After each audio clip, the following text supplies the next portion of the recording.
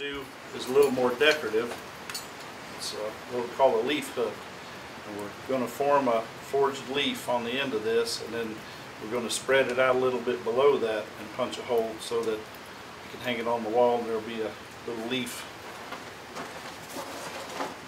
There's probably as many ways to make leaves as there are blacksmiths. I'm going to show you my favorite way to do this.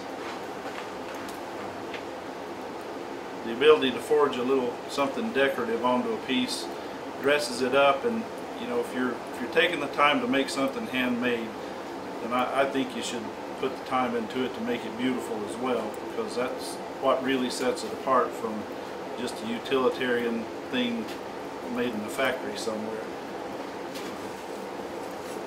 You know,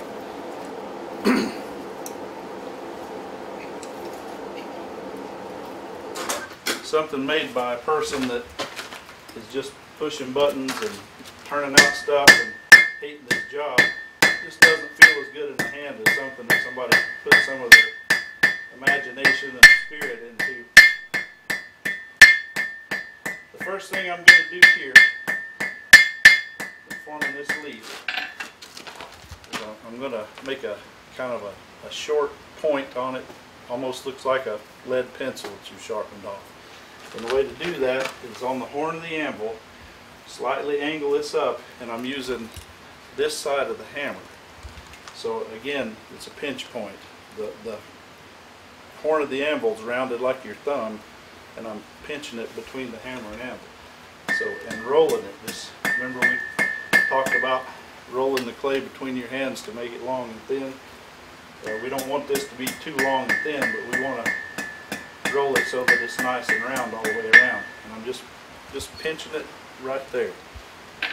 So there's our point. I'm going to heat this up, and I'm going to, on the edge of the anvil, angle the hook about like that, about 45 degrees, and I'm going to rotate it 3/4 of the way around and form a notch. And that's a visual reference for me to see, okay, this is going to be the leaf, and everything else below here is going to be stem and be spread for the hole.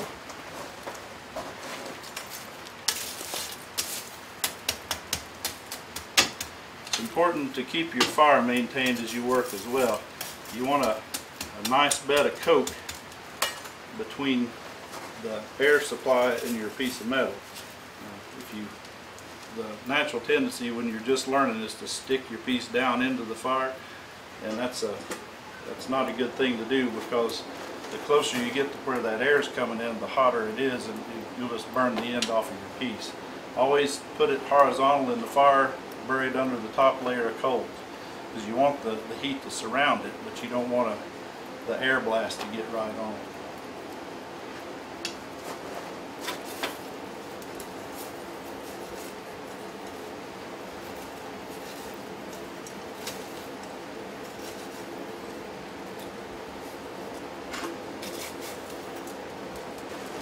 Never stand with your tongs in the fire. That's very bad for your tongs. And eventually they heat up all the way back to here. So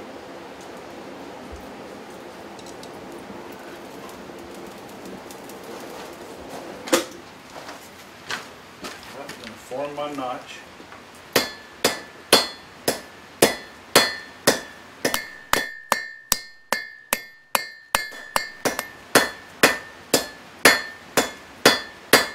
Go ahead and hammer the notch down to where I know where my stem is going to be.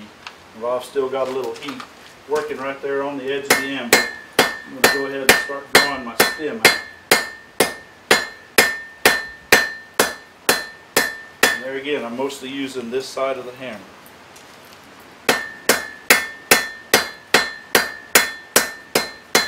I'm not angling it to where I'm only hitting that sharp edge, but I'm hitting that quarter of the hammer there.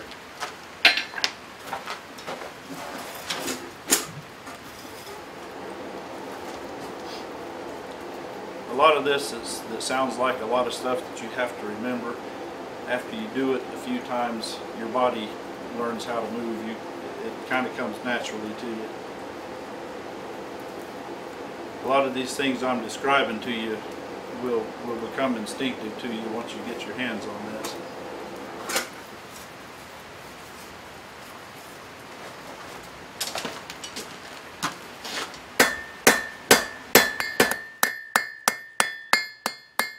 Rolling this back and forth now, rolling that piece of clay out.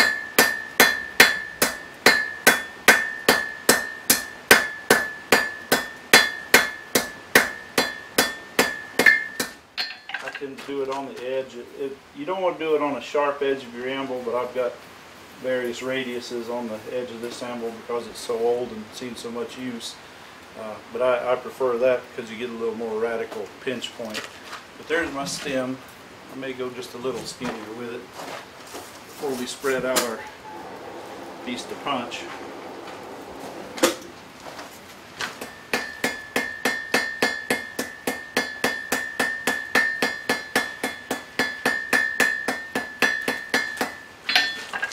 There's my stem. I'm going to cool this portion in the quench tub, and we're going to heat this up and spread it and punch it, and then we'll form the leaf.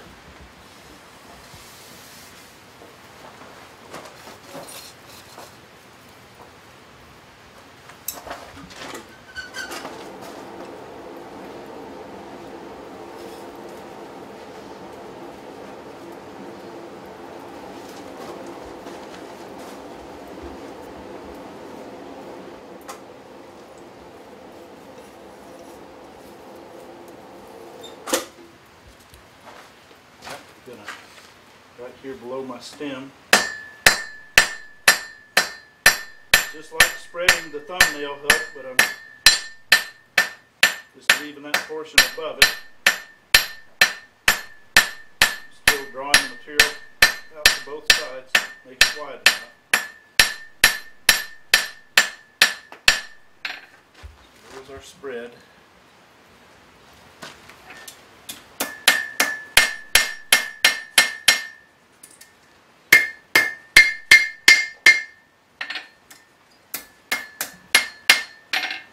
I'm going to cool this again and heat that up, and Caleb will assist me. We'll hot punch it.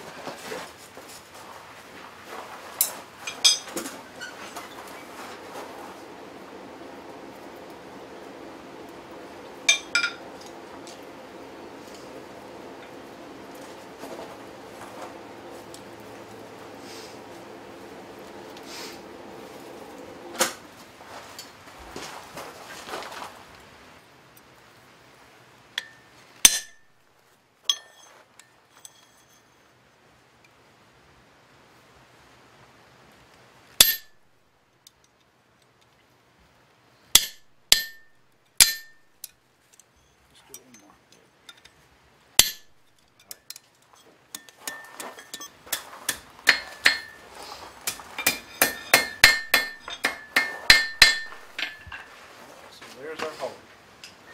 Now we're going to heat this up and use a similar technique that we did to this to spread it. We're going to spread it out down here where it's thicker, wider, and then let it taper off to form our leaf.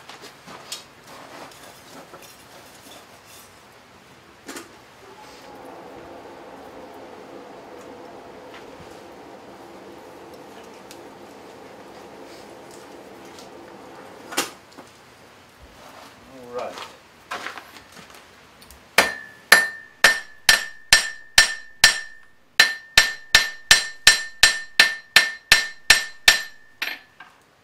Alright, so there's my roughed out leaf. It's roughly leaf shaped, it's flat. One thing about it, if you learn to make a leaf, then you can learn to make a knife, because the same processes that go into this are what you use to form a knife. So when people ask me how hot is the fire when you're working metal, and at a red heat where you start working, it's around 1500, 1600 degrees. At 22 to 2400 degrees, it's semi-molten, and you can do a forge weld and actually fuse two pieces of metal together. At 2700, it becomes liquid, so it's a lot of heat in there. What I'm going to do now is to make it a little more leaf-like. I'm going to take this small cross-peen hammer and I'm going to go up either edge and form some little lines to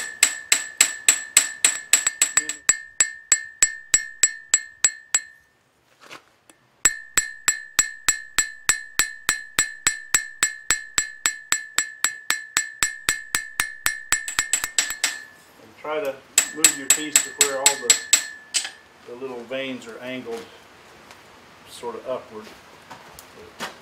There's our veining on the leaf. The next thing we're going to do is heat it up, and I'm going to use this little step on my anvil, and I'm going to hit it right in the center and cup it slightly, and then we'll roll the tip back over the horn, and that'll give it a more organic shape, look more like a real leaf. Now we've got this spread out really thin, so it's real easy to burn it up at this point if you're not paying attention to what you got in the fire. See how quickly that heated up.